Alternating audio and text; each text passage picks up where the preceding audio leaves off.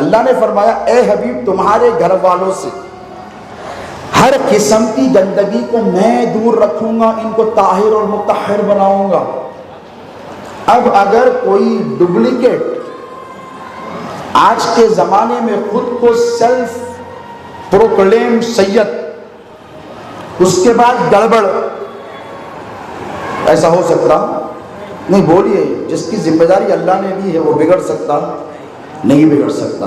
اور ہم پہ تانے لگائے جاتے ہیں کہ ذکر اہل بیت نہ کرو، یہ روافظ کا طریقہ ہے۔ میں نے کہا نادان، تم نے اس اسلام کو سمجھا ہی نہیں۔ یہ وہ نفوس قدسیہ ہیں جن کے ذکر کے بغیر تمہاری نماز قبول نہیں ہوتی۔ جب تک کہ تم نماز میں حضور پر، حضور کی آل پر درود پڑھتے نہیں پڑھتے بھائی؟ کوئی ہے گا یہاں پہ رونگ نمبر نہیں ہے نا؟ اللہم صلی علی محمد وعلی آل محمد کما صلیت علی ابراہیم وعلی آل ابراہیم انک حمید مجید۔ تو رسول اللہ نے تو تمہاری نمازوں میں اہل بیت کو شامل فرمایا ہے۔ تو اہل بیت کیوں واٹ فار وائی؟ کیا ضرورت ہے آپ کو اہل بیت؟ یا تو قرآن ہے، حدیث ہے، حضور کا اسوہ ہے، حضور کی سیرت ہے، سب کچھ ہے، صحابہ ہے، صحابہ کی زندگیاں ہیں، ان کے سارے کردار ہیں، ان کے سارے واقع، سب کچھ ہے، پھر بھی اہل بیت کیوں؟ اہل بیت اس لیے ضروری ہے پیارے کہ کسی شاعر نے حضور پیرانی پیر غوث اعظم دستگیر کے حوالے سے کہا تھا کہ جہاں ساری امیدیں، سب سہارے ٹوٹ جاتے ہیں، وہاں بس کام آتا ہے سہارا غوث اعظم کا۔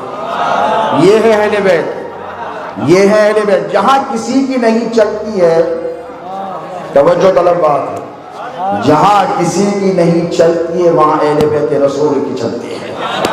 میں ذمہ داری سے کہہ رہا ہوں، اسی لیے کہ 6 برس کے ہیں حسنین کریمین، اور اللہ رب تبارک و تعالیٰ نے فرمایا ان الحسن والحسین سیدا شباب اہل الجنہ۔ کسی پوچھنے والے کو اختیار تک پوچھ لیتا، اے پروردگار جوان تو ہونے دے۔ ہو سکتا ہے نا جوان ہونے کے بعد، اگر جوان ہونے کے بعد علی کہتے کہ یہ میرے بیٹے نوجوانان جنت کے سردار ہے، تو یہ اموی ٹولہ ماننے والا تھا؟ نہیں ماننے والا تھا۔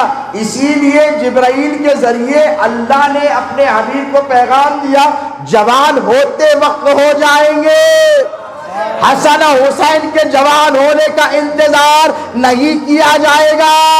ان کو جو مقام و مرتبہ دیا جا رہا ہے تقوی اور علم کی بنیاد پر نہیں، خون رسالت معاد کی بنیاد پر دیا جا رہا ہے۔